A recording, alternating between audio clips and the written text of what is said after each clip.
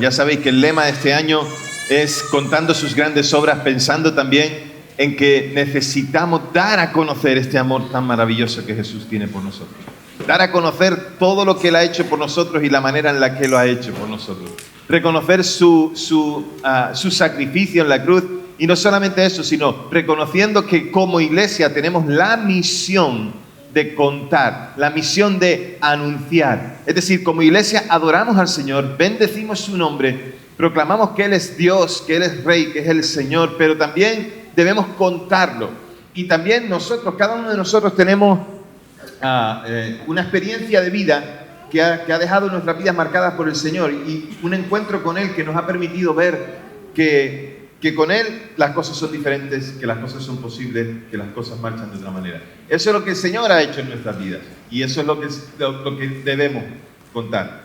Y pasa que cuando tú compartes de tu fe, cuando tú compartes lo que el Señor ha hecho en ti, pues pasa lo que pasa en la imagen, que terminamos confundiendo al personal, es decir, terminamos confundiendo a todos los que están a nuestro alrededor.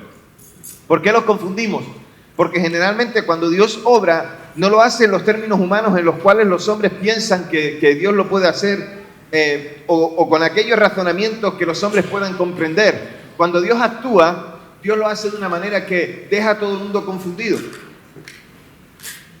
Alguna vez he dicho y enseño, y me gusta recordar para mí también, que en las matemáticas de Dios 2 más 2 no son 4. En las matemáticas de Dios 2 más 2 pueden ser 25.000.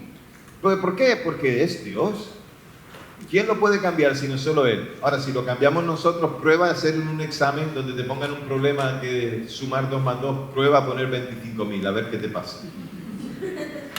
A ver si consigues pasar el examen, seguramente no. Pero hace poco vi una imagen que fue graciosa, pero a la vez también de confusión.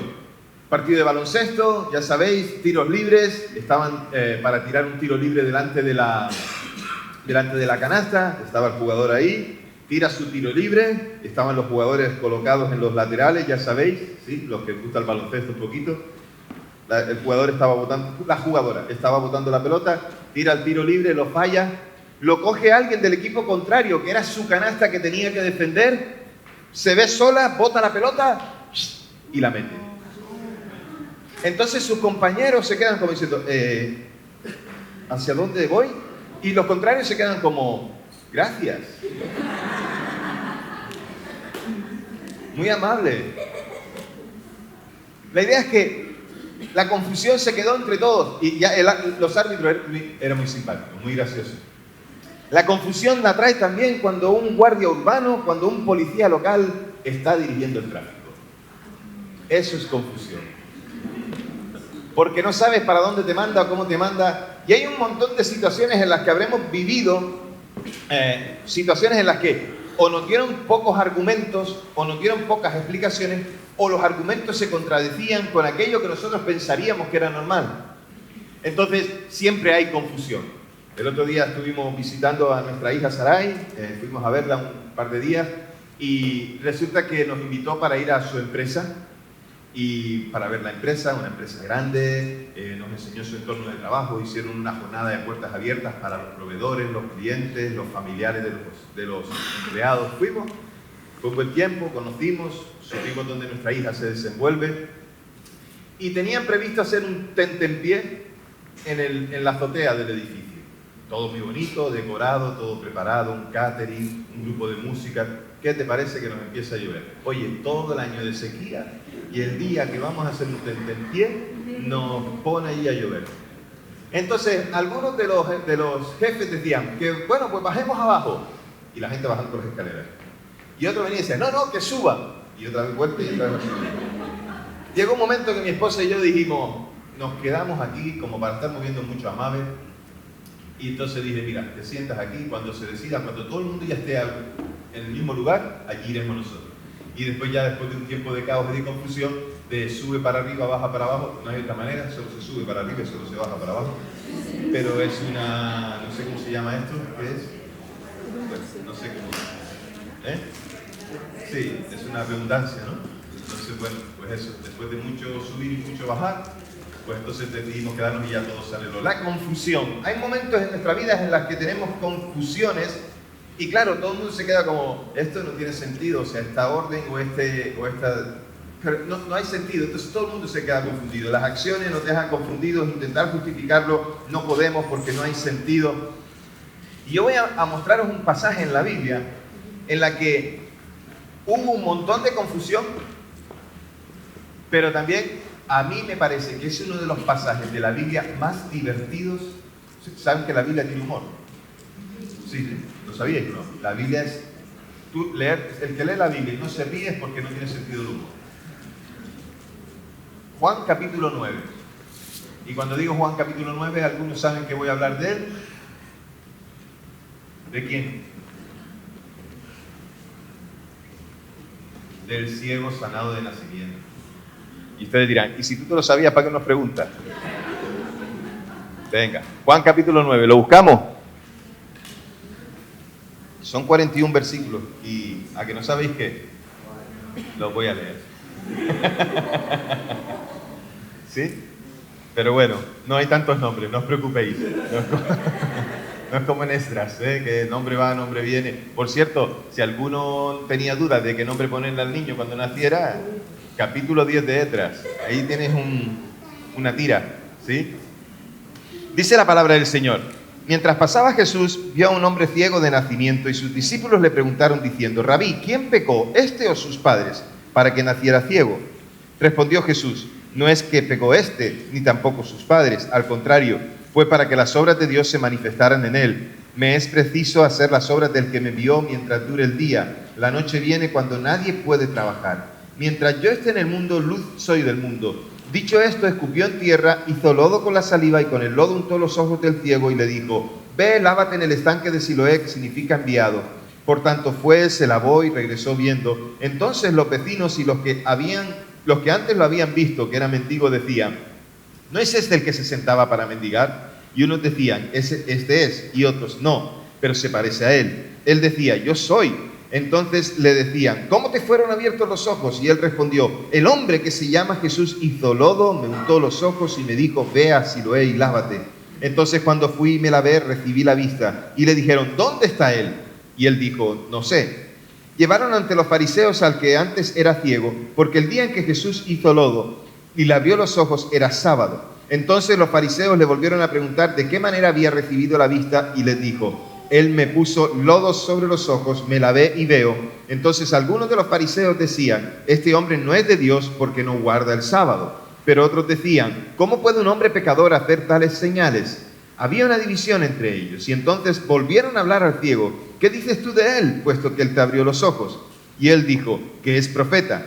Los judíos pues no creían que él había sido ciego y que había recibido la vista hasta que llamaron a los padres del que había recibido la vista y les preguntaron diciendo, ¿es este su hijo, el que ustedes dicen que nació ciego?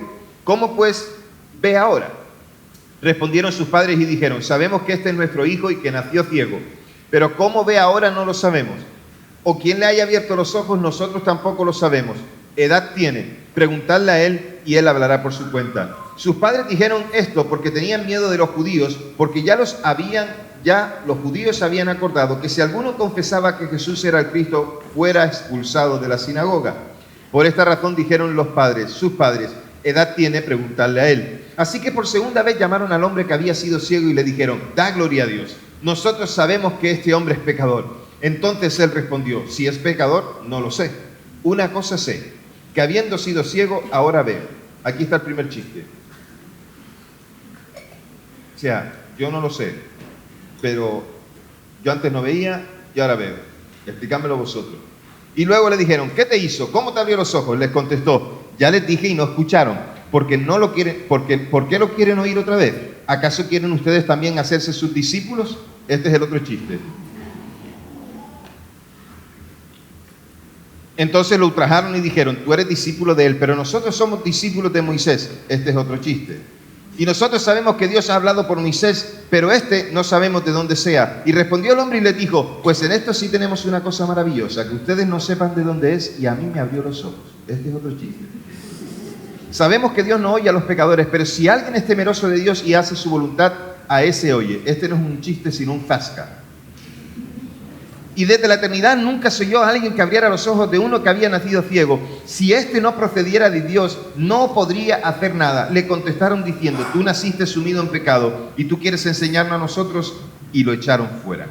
Jesús oyó lo que habían hecho, que lo habían echado fuera, y cuando lo halló le dijo: ¿crees tú en el Hijo del Hombre?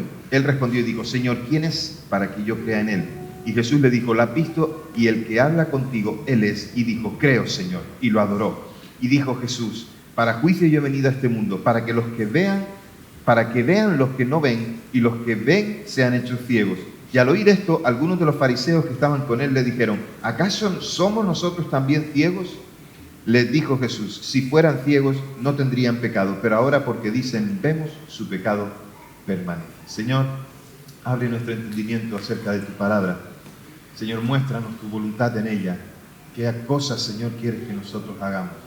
Y también, Señor, glorifícate para que nuestras vidas sean usadas en tus manos para que otros puedan conocer quién eres tú. En el nombre de Jesús oramos. Amén. Ya. Pues como veis, el pasaje es claro, es contundente en cuanto a la enseñanza, pero parece que aquellos fariseos no entendieron, pero ni los fariseos, ni los padres del muchacho, ni el propio muchacho en un momento determinado, ni los discípulos. Entonces, en el capítulo 8 y en este, Jesús declara que Él es la luz del mundo. Él es la luz que alumbra a todos los hombres, quien trae claridad acerca de aquellas oscuridades que no tienen que ver con lo que ven los ojos, sino con lo que está en el corazón. Y Jesús fue visto como luz, dando vista a un ciego de nacimiento. Y los otros evangelios mencionan curaciones de ciegos, pero Juan destaca la discusión que se provocó después de la sanación del ciego, y que se centró no tanto en el ciego, que también un poco, sino en la persona de Jesús. El hombre nunca había visto, ese era el dato que nosotros sabemos. Nunca había visto porque Él lo dice. Era un hombre ciego de nacimiento, Juan lo expresa, pero además también los padres así lo certifican. Que hubiera nacido ciego hizo que los presentes estuvieran confundidos, porque estaban descolocados. ¿Cómo es posible que haya habido un milagro en alguien que ya era ciego de nacimiento? Por eso ahí la pregunta: ¿quién pecó, este o sus padres? ¿Por qué? Porque hay un binomio llamado pecado-sufrimiento que está relacionado en la mentalidad de la gente de aquel tiempo. Es decir, si tienes una enfermedad o si tienes una cosa así que de nacimiento, es por culpa de pecado. O sea, estás sufriendo porque tienes pecado. Eso era la mentalidad en los discípulos. Esa es la razón por la que ellos están preguntando: ¿quién pecó, este o sus padres? Pero la respuesta de Jesús fue contundente: este está aquí para que la gloria de Dios sea manifestada. Esa era la razón. Entonces, todo el personal estaba confundido. ¿Quiénes son los que estaban confundidos? El ciego, porque el ciego hasta ahora no había visto y ahora veía. Los discípulos, los vecinos del ciego, los que lo conocían o lo habían visto. Ya era raro que algunos de los fariseos no hubieran podido identificarlo como el ciego, porque generalmente en aquella época, cuando había alguien que estaba pedía siempre o casi siempre en el mismo lugar y era visto por la gente, y la gente lo miraba con desprecio porque era alguien que, si estaba mendigando y tenía alguna enfermedad, era porque tenía pecado. Entonces era raro que los fariseos no lo hubieran podido identificar. Y por supuesto los padres estaban confundidos, los propios fariseos estaban confundidos. Toda esta gente estaba más confundida que un daltónico intentando resolver un cubo de Rubik. No sabían cómo hacerlo. Eran cosas que estaban ahí, que eran evidentes, que podían ver, que podían hacer, pero no pudieron resolverlo. Y uno de ellos se lo estaba pasando en grande. ¿Quién se lo estaba pasando en grande? Jesús. Jesús se lo estaba pasando en grande, viéndolos a todos confundidos, pero también con ganas y con deseos de ayudar a todos y cada uno de ellos. Aunque después, a esa fiesta que Jesús tiene de estar pasándoselo en grande, hay uno que se une, el que había sido ciego. Hasta que tonto no era. El tipo dice: uy, aquí diversión. Se han reído tanto de mí que ahora me voy a reír yo. Entonces, después de eso, él se une y entonces confunde más a todos los que están a su alrededor con las afirmaciones que hace. Y entonces de ahí la pregunta de los discípulos para saber quién había pecado. Y todas aquellas teorías que los discípulos y que pensaban que Jesús opinaría acerca de aquello. Y algunos rabinos pensaban que era posible pecar antes del nacimiento. Pero Jesús se negó a contestar a la pregunta de quién pecó. No respondió. La respuesta fue contundente: este está aquí para que la gloria de Dios sea manifestada. Y prefirió poner la atención más bien en la gloria de Dios que en el hombre. ¿Saben? A veces ponemos la atención sobre el pecado. Lo curioso no es que haya pecado, porque todos hemos pecado. Lo que es curioso es que recibamos perdón de parte del Señor. Que tengamos misericordia. Eso sí que es sorprendente. Eso sí que es asombroso. Y en el versículo 4, el contraste ese de Jesús hablando del día y de la noche parece ser simbólico y se refiere a la misión de Jesús. ¿Hasta cuándo? Hasta que llegue el momento de la cruz, cuando Él sería entregado. Entonces, todo eso que Jesús habla ahí tiene que ver con la misión que Él tiene que hacer. Y toda la afrenta, la hostilidad, la incredulidad de los judíos se podía asociar también a aquella noche, es decir, la oscuridad, a las dudas, a la incredulidad. Entonces, había una idea en común de que la saliva era buena para los ojos que estaban enfermos. Esa era en común lo que se solía promulgar en aquellos tiempos. Si Jesús hizo lodo y lo puso en los ojos del ciego, eso fue lo que cuenta el ciego de cómo lo sanó.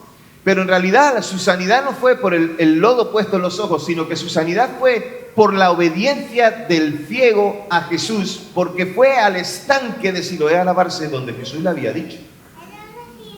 Porque si el ciego no hubiera obedecido y se hubiera quedado con el lodo aquí, se hubiera tenido que lavar después la cara. Era la obediencia del ciego cuando Jesús le dijo, vete al estanque y lávate, cuando él fue sanado. Entonces, los vecinos y la gente que lo habían visto, como dije antes, confundidos, descolocados. Pero bueno, ¿y ahora qué? ¿Y ahora qué le pasó? Y la duda de la gente era si era o no el hombre que realmente se ponía a pedir porque estaba ciego. Pero las dudas también eran sobre Jesús. ¿Y qué pasó con todos? Todos estaban confundidos. Los fariseos llevaban bastante tiempo confundidos y esto dejó al personal sin saber por dónde coger el asunto.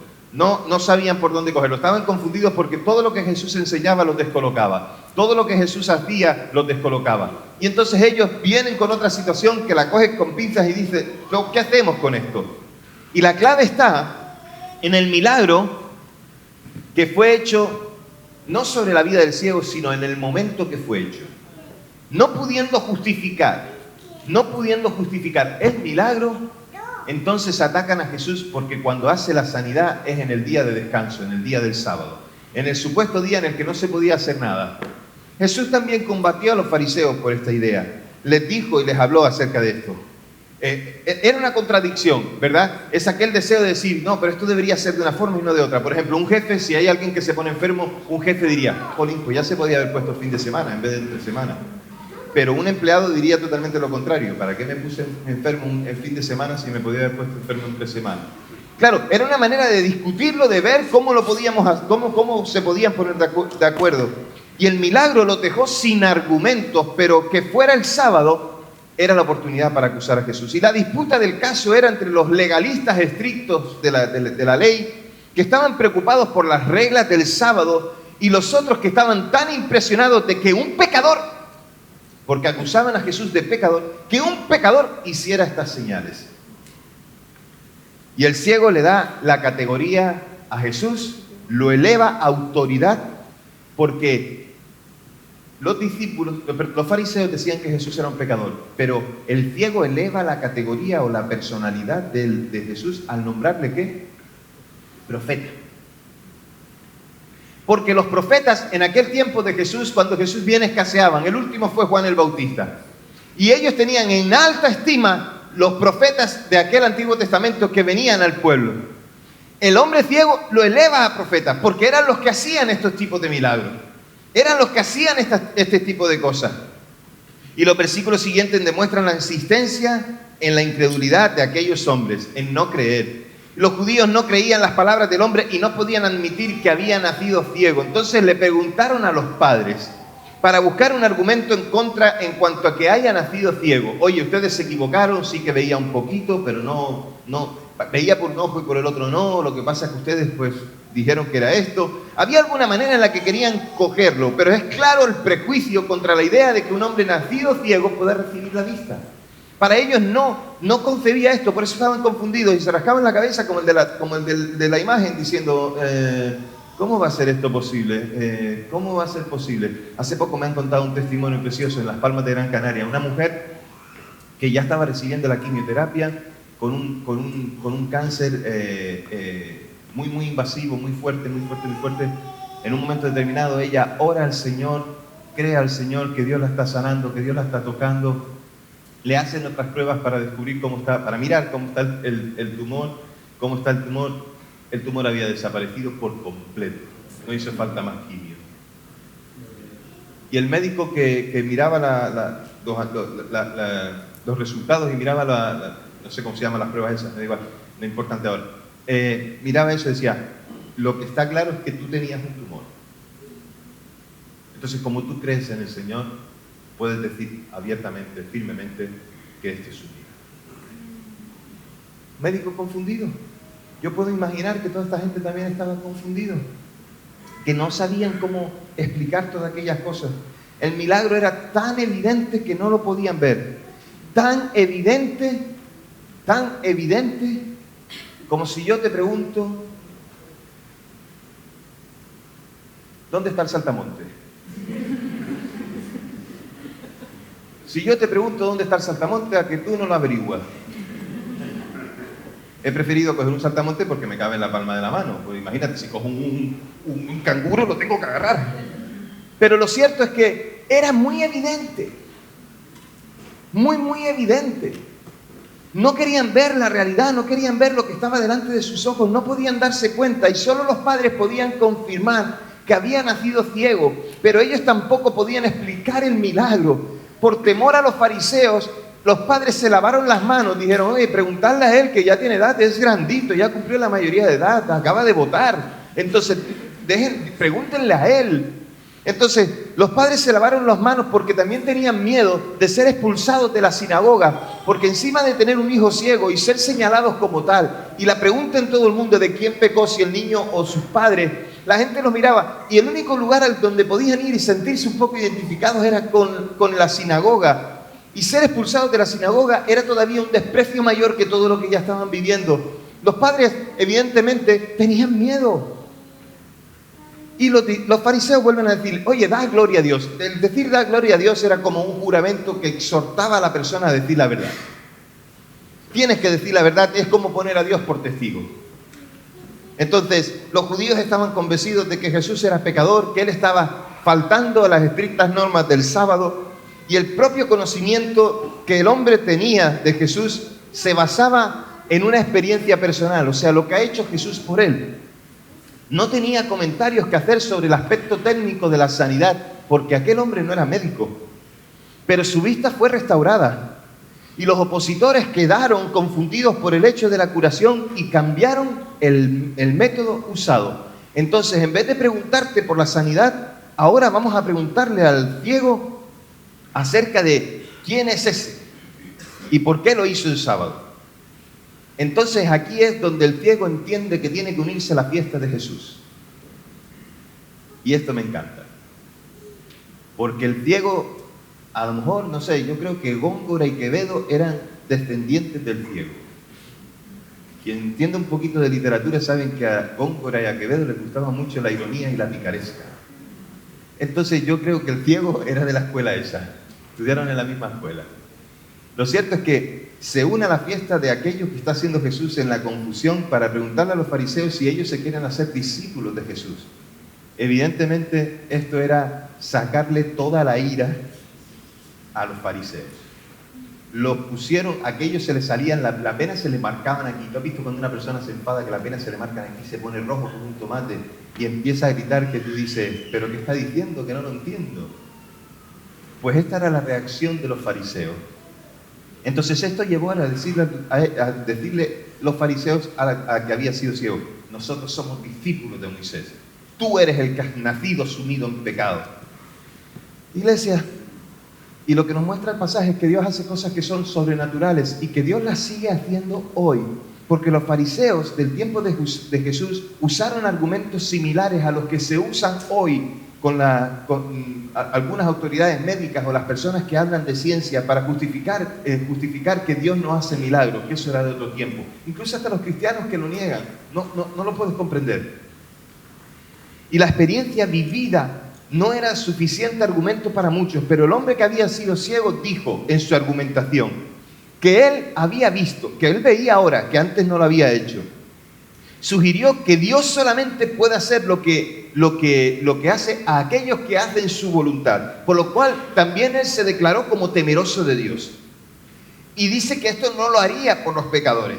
Bueno, lo hizo, era un pecador también. Por lo tanto, como estaba convencido de esa curación en su realidad, él veía ahora, antes no podía ver.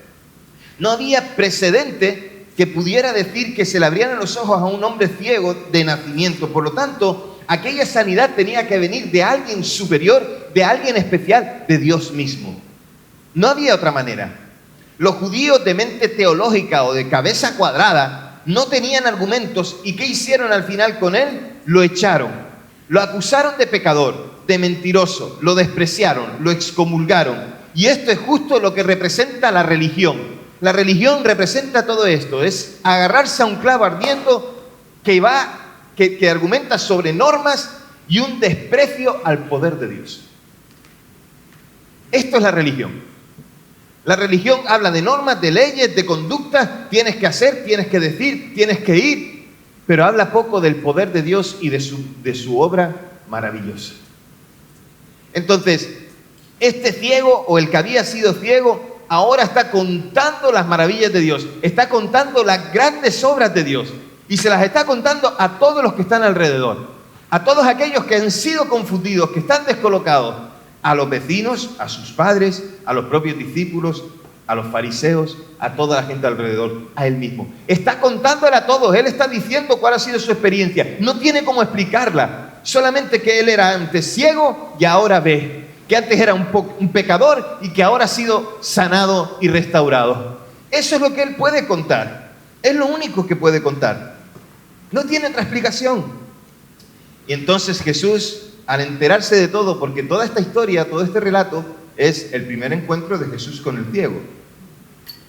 Desaparece Jesús de la escena. Tercera escena, aparece Jesús otra vez.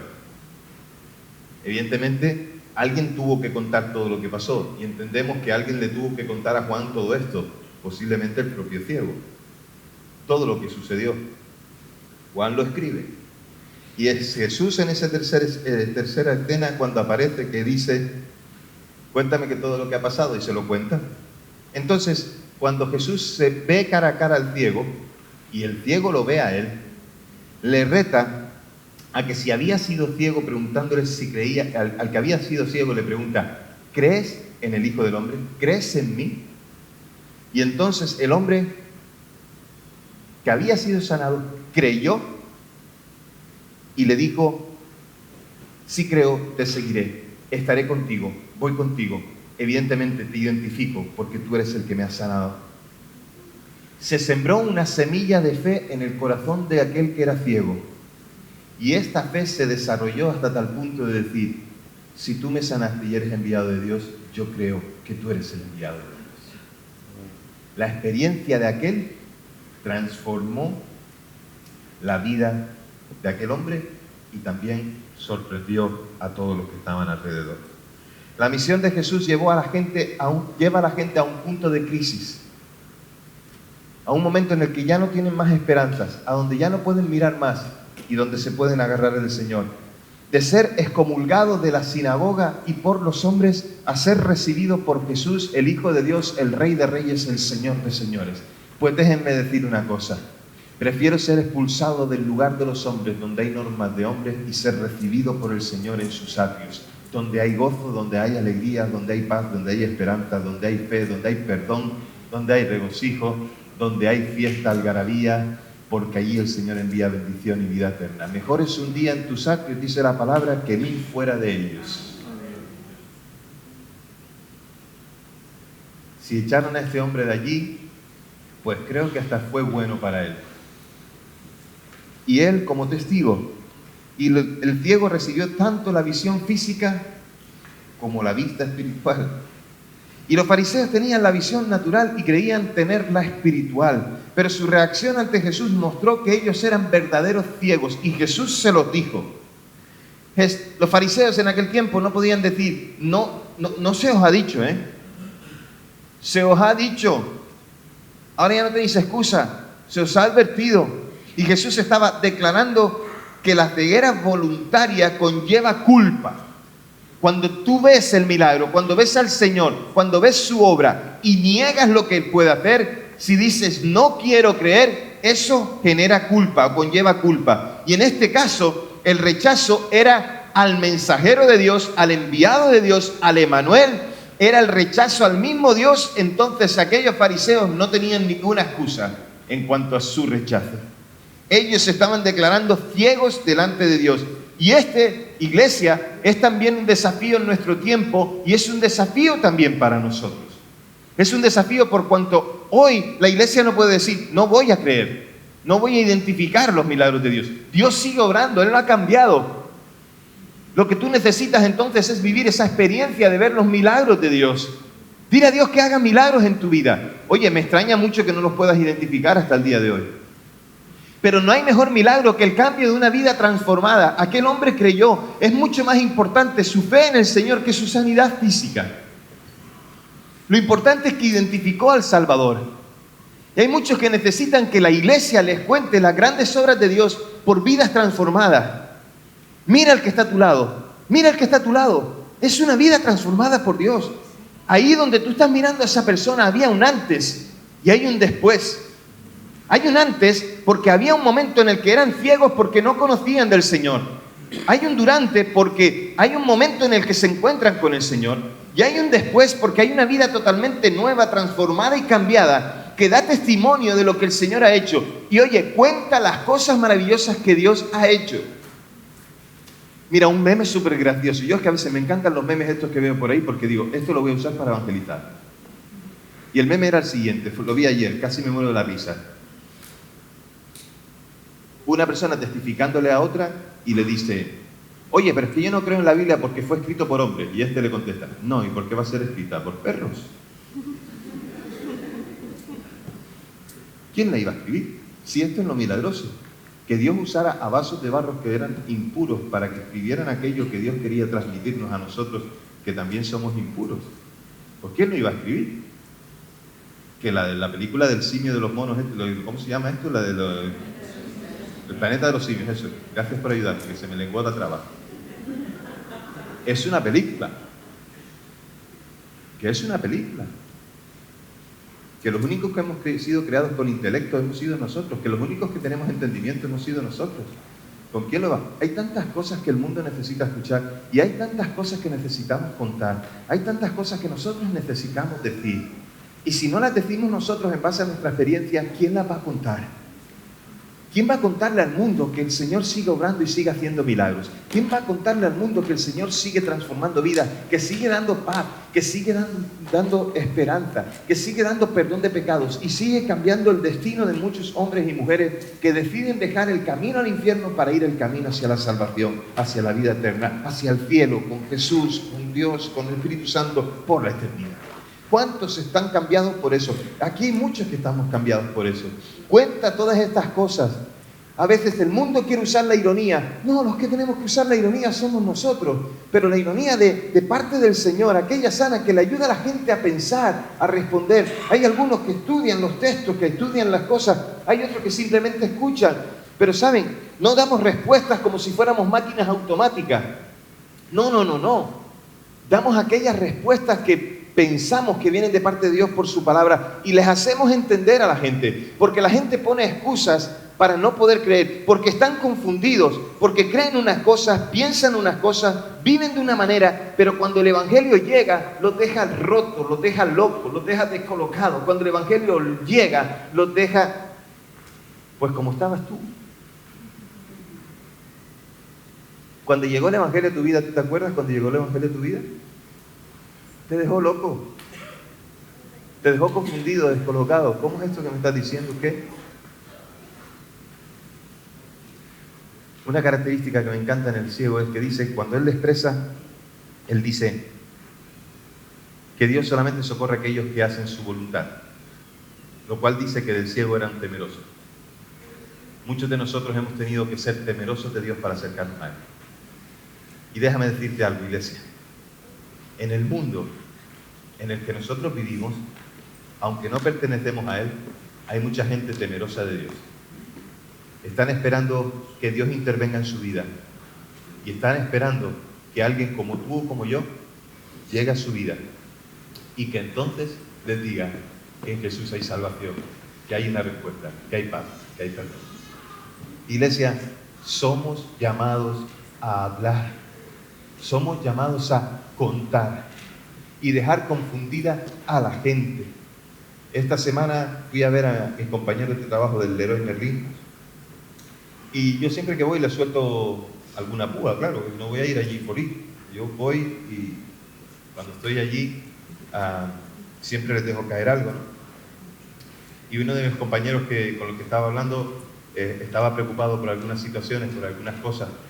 Entonces estuvimos hablando y le estuve dando algunos consejos, pero el jueves, fue el martes, el jueves le volví a enviar un mensaje y evidentemente fue un mensaje de ánimo, pero un mensaje de ánimo donde el Señor estaba presente.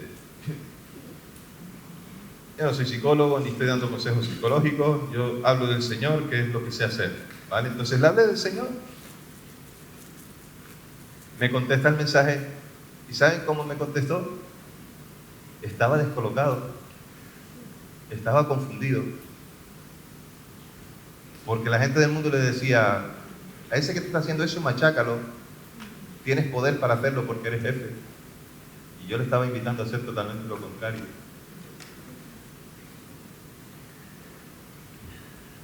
Tenemos la oportunidad de testificar. No solamente es la oportunidad, tenemos el mandato de parte del Señor de hacerlo, de contar cuán grandes cosas el Señor ha hecho en nuestras vidas.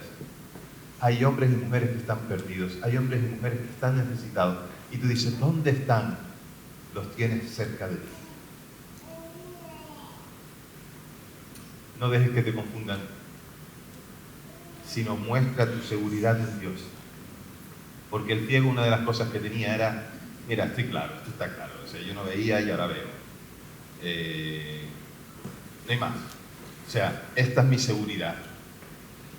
Los que estaban enfrente de él eran hombres teólogos que sabían de la ley, que sabían de esto, de lo otro, que se sabían versículos de memoria, que no sé cuánto, que para arriba. Y él se presenta delante de ellos y con su milagro dice, oye, explícame esto. Ellos no sabían antes lo que era una silla. Yo no sabía lo que antes era un gorro, que no lo había visto nunca, lo había tocado, pero no lo había visto nunca, ahora lo puedo describir. Entonces, no puedes contra esta evidencia. Y saben, la gente no puede contra la evidencia del cambio en tu vida. La gente no puede contra la evidencia de lo que Dios ha hecho en ti. Tu propio cambio, háblale de lo que Dios ha hecho en ti. Ni siquiera le hables de otros, habla de lo que Dios ha hecho en ti, de cómo eras antes, si tenías pecado y qué tipo de pecados, y cómo Dios te ha transformado y te hace una nueva criatura. Hay muchos que te dirán, bueno, pero todas esas cosas que me hablas también las encuentro en otros lugares.